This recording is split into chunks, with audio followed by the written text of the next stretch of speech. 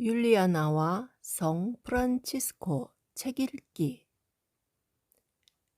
성 프란치스코 전기 모음 작은 형제회 한국 관구 옮겨 역금. 페루지아 전기 아시시 편집본 옮기니 오상선 바오로 작은 형제회 프란치스코회. 프란치스코 출판사. 이 책은 프란치스코 출판사의 동의하에 읽는 것임을 알려드립니다. 올바르지 않은 지향을 가진 지원자를 거절함. 20. 프란치스코가 마르키아 지방을 선교하시던 어느 날 한 마을에서 설교를 하고 있었는데 어떤 사람이 자신을 소개하며 이렇게 말했다. 형제여, 나는 세속을 버리고 당신 수도회의에 들어가려고 결심했습니다. 프란치스코는 그에게 형제여, 당신이 우리 수도회의에 들어오시려면 먼저 가서 복음적 권고에 따라 당신 재산을 가난한 이들에게 나누어 주고 그 다음 모든 것을 당신의 의지까지도 포기하도록 하시오 하고 말했다. 그 사람은 바로 떠나갔다. 그러나 하느님의 영이 아니라 인정에 밀려 모든 것을 자기 친척에게 주어버렸다. 그는 프란치스코에게 돌아와서 형제여, 내 모든 재산을 처리했습니다 하고 말했다. 어떻게 하셨습니까? 형제여, 나는 그것이 필요한 내 친척에게 모두 주었습니다. 프란치스코는 성령의 비추심으로 그의 성소는 하느님께로부터 온 것이 아님을 바로 알아차리고 그에게 말했다. 그대의 재산을 친척들에게 주었다고요? 그러고서 이제 형제들과 애긍으로 살아가겠단 말이지요. 가버리시오, 파리 형제. 그 사람은 자기 재산을 가난한 이들에게 줘야 한다는 것을 받아들이지 못하고 끝내 떠나가 버렸다. 오랜 유혹을 극복하다. 21. 프란치스코가 포르지운쿨라에 머물 때 당신 영혼의 유익 때문에 엄청난 유혹을 받은 적이 있었다. 이 유혹 때문에 평상시처럼 형제들에게 웃음을 지을 수가 없었기 때문에 형제들과 대화하기를 피할 정도로 몸과 마음이 침울했다. 그분은 음식뿐만 아니라 대화도 끊으며 고뇌했다.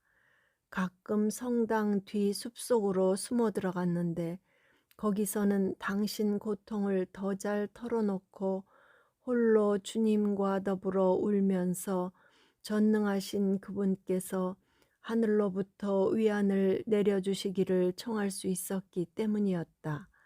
이 유혹으로 2년 이상 밤낮 시달리던 어느 날 성마리아 성당에서 기도하다가 그분은 그대에게 겨자씨 하나할 만한 믿음이라도 있다면 이 산을 보고 여기서 저리로 옮겨져라 해도 그대로 될 것이다 하신 복음 말씀이 마음으로부터 들려오는 것을 듣게 되었다.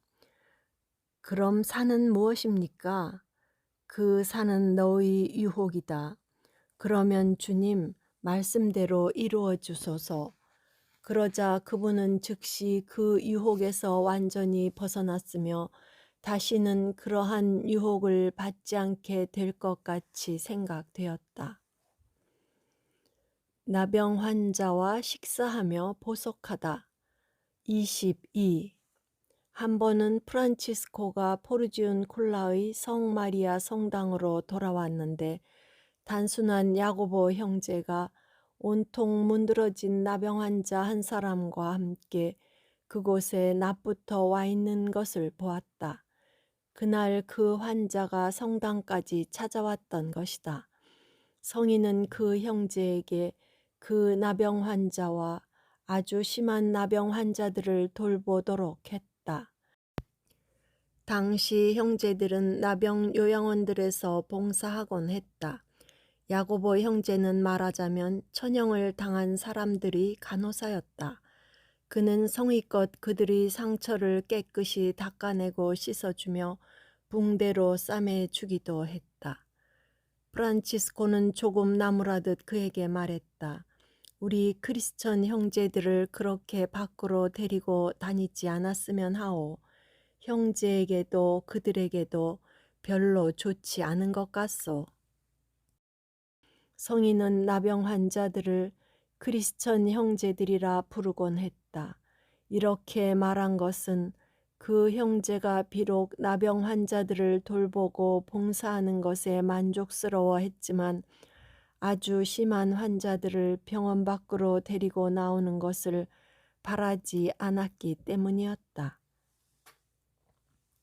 하지만 순박한 야고보 형제는 성마리아 성당에 올 때 자주 나병 환자 몇몇을 데려왔고 사람들은 몹시 심한 나병 환자들을 보고 질겁했던 것이다.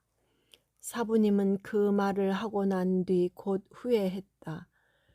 그분은 당신이 야고보 형제를 나무란 것이 나병 환자를 업신여긴 것이라 여기고 그 당시 총장이던 베드로 카타니 형제에게 바로 가서 고백했다.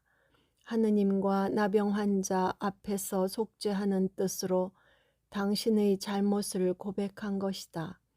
그래서 그분은 베드로 형제에게 이렇게 말했다. 제가 하고자 하는 보석을 허락해 주시고 거절하지 말아 주십시오. 좋습니다. 하고 베드로 형제가 대답했다. 사실 그는 성인을 매우 존경하고 두려워하고 또 그분께 순종하고 있는 터였으므로 비록 성인의 몸을 안팎으로 다치게 하는 일이더라도 감히 그분의 명을 거스를 수가 없었다. 성인은 그에게 제 보석은 저희 그 크리스천 형제와 함께 한 접시로 먹는 것입니다. 하고 말했다. 성인이 그 나병 환자와 다른 형제들과 함께 식사를 하기 위해 앉았고 접시가 그들 사이에 놓였다. 그 나병 환자는 완전히 얼굴이 일그러지고 진물이 흐르고 있었다. 특히 손가락이 썩어 문드러져 피가 흐르고 있었다. 얼마나 심하던지 그가 손을 접시로 가져가면 피가 떨어지곤 했다. 베드로와 다른 형제들은 이 광경을 보고 매우 괴로웠으나 사부님이 두려워 감히 한마디도 입 밖에 내지 못했다. 이 글을 쓴 사람은 이 광경을 목격하고 이를 증언하는 바이다. 파치피코 형제가 보바라 성당에서 본 환시 23. 한 번은 성인께서 마르키아의 파치피코 형제와 함께 스플레토 계곡을 지나가게 되었다. 파치피코 형제는 세속에 있을 때 시의 왕이라 일컬어졌고 귀족 출신이며 신사요 음악 선생이었다. 그들은 트레비 나병 환자촌에서 여장을 풀게 되었다. 프란치스코가 파치피코 형제에게 보바라 성 베드로 성당으로 갑시다. 그곳에서 밤을 지내고 싶군요. 하고 말했다. 그 성당은 나병 환자촌에서 멀지 않았고 사람이 별로 살지 않았는데 그 당시 트레비 주변은 황폐했으며 마을에도 사는 사람이 거의 없었기 때문이다. 길을 가던 도중 성인이 파치피코 형제에게 병원으로 되돌아가시오. 오늘 밤 혼자 머물고 싶소. 내일 새벽에 날 찾아오시오. 하고 말했다. 혼자가 된 프란치스코는 끝기도와 다른 기도를 바치고 잠을 청했으나 잠을 이룰 수가 없었다. 마음은 불안으로 떨리고 마귀의 유혹이 엄습했던 것이다. 성인은 일어나 성당 밖으로 뛰어나가서는 십자 성호를 그으면서 이렇게 말했다. 악마야, 전능하신 하느님의 이름으로 명하나니 우리 주 예수 그리스도께서 허락하신 범위 내에서 어디 내 몸을 괴롭혀 보아라. 난 모든 걸 참을 준비가 되었어. 내 몸뚱이보다 더 큰 원수는 없어. 너는 내 가장 큰 적이요 원수를 괴롭히는 거야. 유혹은 금방 중단되었다. 밤을 지내시기로 한 곳에 돌아와 성인은 평화롭게 쉬시고 주무셨다. 아침이 되자 파치피코 형제가 찾아왔다. 프란치스코는 가대 쪽 제대 앞에서 기도하고 있었다. 파치피코는 함께 기도하면서 십자가 앞면에 있는 가대 밖에서 사부님을 기다리고 있었다. 그런데 파치피코 형제가 막 기도를 시작할 즈음 자기 몸 아닌지 바뀐지를 모르고 하느님만 아시는 일이지만 탈원 상태에 빠지게 되었다. 그때 그는 하늘의 옥좌를 여러 개 보았는데 그중 하나는 다른 것보다 높았고 영광으로 빛났으며 여러 가지 종류의 보석으로 번쩍거렸다. 그 아름다움에 감탄하다가 그는 이 옥좌는 무엇이며 누구를 위해 준비된 것인가를 궁금히 여기고 있었다. 그때 갑자기 이것은 루치페르의 옥좌였는데 이제 프란치스코가 대신 그 자리를 차지할 것이다 하는 소리가 들렸다. 탈원이 끝나고 프란치스코가 그에게로 왔다. 파치피코 형제는 즉시 프란치스코의 발 아래 엎드려 십자가 모양으로 팔을 벌렸다. 왜냐하면 환시에서 본 대로 그는 이미 프란치스코를 천국의 시민으로 생각했기 때문이었다. 그는 프란치스코에게 사부님, 제 죄를 용서해 주시고 하느님께서 저에게 자비를 베풀어 주시도록 간구해 주십시오 하고 말했다. 프란치스코는 그가 환시를 본 것을 알아차리고 그에게 손을 내밀어 일으켜 세웠다. 성인도 이미 그 환시를 보았던 것이다. 그는 완전히 달라져 프란치스코에게 사부님이 마치 살과 피로 된 이 지상 사람이 아니라 이미 천상 영광 안에 든 사람에게 하듯이 말했다. 그는 자기가 본 환시를 밝히고 싶지 않았기 때문에 아무 일 없었던 것처럼 꾸미고 프란치스코에게 형제여, 당신은 당신 자신을 어떻게 생각하시오? 하고 물어보았다. 나 말이요? 나는 내가 세상에서 제일 큰 죄인이라는 것만 믿을 뿐이요. 하고 프란치스코는 대답하셨다. 파치피코 형제는 바로 자기 마음속에서 이런 말을 듣게 되었다. 이것으로 너는 내가 본 환시가 사실임을 알게 될 것이다.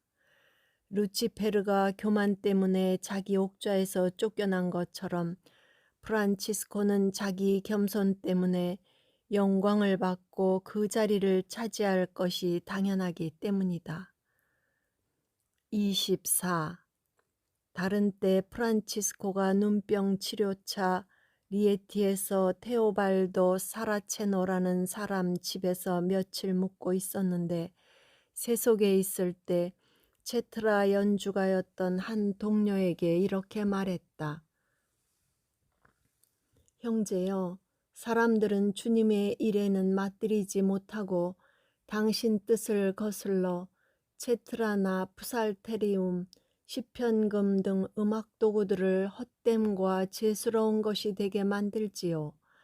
한때 하느님의 사람들은 주님을 찬미하고 자신들의 영혼의 휴식을 위해 연주하곤 했는데 말입니다. 형제가 몰래 선량한 사람에게 체트라를 빌려 나에게 주님께 기도하고 찬미하는 노래에 적합한 멜로디를 연주해 주었으면 하오. 내 몸은 고통으로 찢어질 듯 하오. 이 육신의 고통이 잠시나마 영의 위로와 기쁨으로 바뀌었으면 하오. 프란치스코는 병중에 주님 찬가를 작곡해 그의 동료들에게 주님께 영광을 드리고 신자들에게 유익이 되게 노래하도록 했다. 그 형제는 이렇게 대답했다. 사부님, 부끄러워서 그렇게 못하겠습니다. 이 도시 사람들은 내가 세속에 있을 때 제트라를 잘 켰던 연주가임을 잘 알고 있습니다. 그래서 그들이 내가 다시 연주가로 되돌아가려는 유혹에 빠졌구나 생각할 것 같아 그렇습니다. 그렇다면 형제여 그만둡시다. 그날 밤 자정 무렵 성인은 아직 깨어 있었는데 머물고 있던 집 아래서 한 번도 들어본 적이 없는 아름답고 감동적인 선율로 체트라를 연주하는 소리가 들려왔다. 연주는 들릴 듯 말 듯 멀어져 갔다가 다시금 가까이 다가오곤 했다. 넉넉히 1시간 동안은 이어졌다.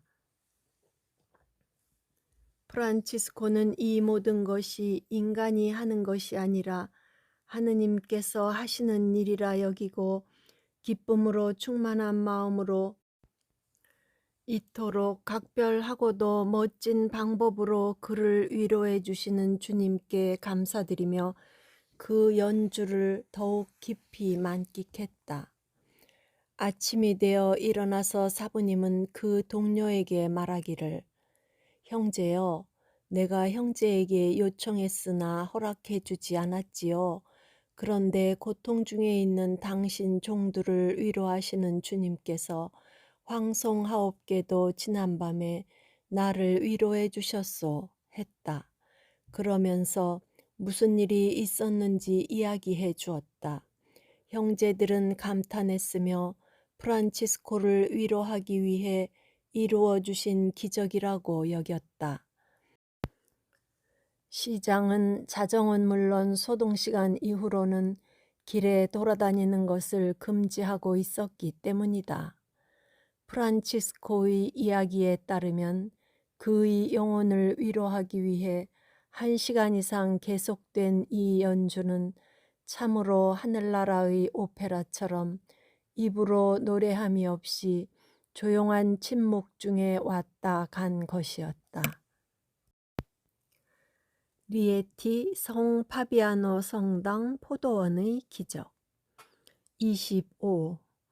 여전히 그 무렵의 일인데 프란치스코는 눈병을 치료하기 위해 같은 도시에서 그리 멀지 않은 성 파비아노 성당에 묵고 있었다. 그 성당에는 한 가난한 교구 사제가 있었다. 호노리오 교황 성하께서 당시 그 도시에 머물고 계셨기에 적지 않은 교황청 사람들이 성인에 대한 크나큰 신심 때문에 거의 매일같이 성인을 찾아오곤 했다. 이 성당한 프란치스코가 머문 집 옆의 작은 포도원이 딸려 있었는데 집에는 포도원으로 나 있는 문이 하나 있었고 그를 찾아온 사람들이 그리로 나가곤 했다. 포도가 탐스럽게 익었고 또 쉬기에도 아주 좋은 공간이었기 때문이다. 그래서 포도원이 거의 망가져 버렸다. 어떤 이는 포도나무에서 포도를 따먹고 어떤 이는 따 가져가 버리고 어떤 이는 발로 짓밟기도 했기 때문이다. 그 사제는 몹시 불쾌했고 인내심을 잃기 시작했다.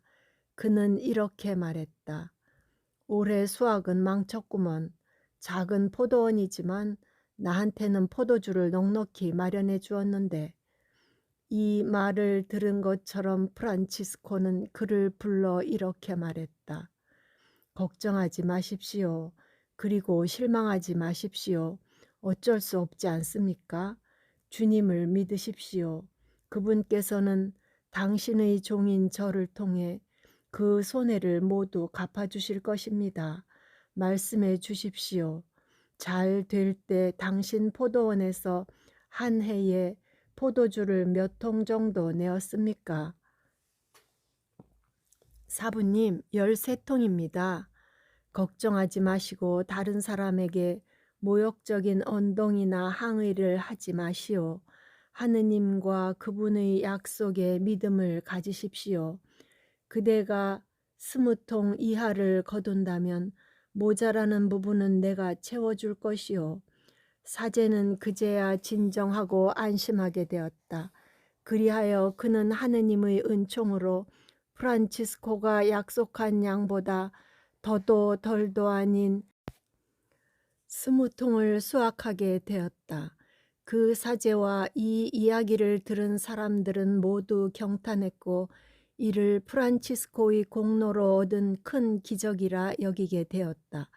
왜냐하면 그렇게 망가지지 않고 포도가 아무리 많이 달려도 그 포도원은 결코 포도주를 20통이나 낼 수가 없었기 때문이다.